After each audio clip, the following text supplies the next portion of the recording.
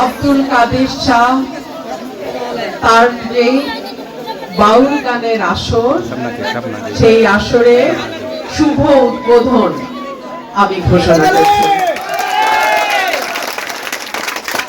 আমরা গত 18 মাস অন্তর্বর্তীকালীন সরকারের সময় দেখেছি কিভাবে একটার পর একটা মাজার ভাঙা হয়েছে, বাউল গানের আসরে বাধা দেয়া হয়েছে, বাউল গান যারা করেন তাদেরকে ধরে নিয়ে হেনস্থা করা হয়েছে, জেলে দেয়া হয়েছে।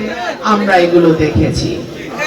আমি জানি না আর কোন রাজনীতিবিদ প্রতিবাদ করেছে কিনা, কিন্তু আমি বলতে পারি সংখ্যা ধরে ধরে আমি প্রতিটা মাজার ভাঙার প্রতিবাদ করেছি।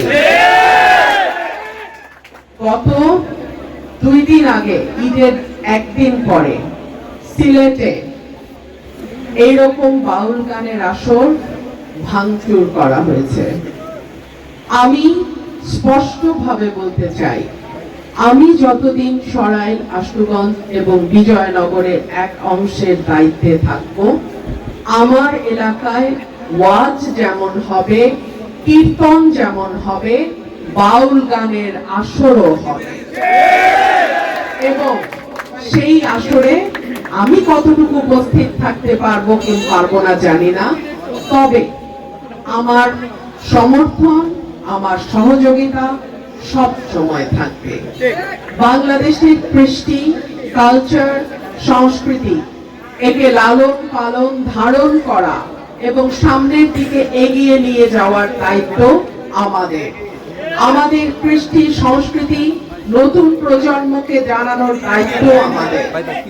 যারা বাউল গানের সঙ্গে যুক্ত, যারা মাজারের সঙ্গে যুক্ত, তারা কিন্তু আমাদের সংস্কৃতির একটা অংশ। সুতরাং যার যার মত তার তার পথ, লাকুম দীনুকুম ওয়ালিয়া দীন। আমরা কেউ কারো মতের উপরে হস্তক্ষেপ করব না, করি না। নগদ নিয়ে এলো হার না মানা হার অফার। সর্বনিম্ন 10,000 টাকা রেমিটেন্স নগদে পাঠালে থাকছে স্বর্ণের হার জেতার সুযোগ।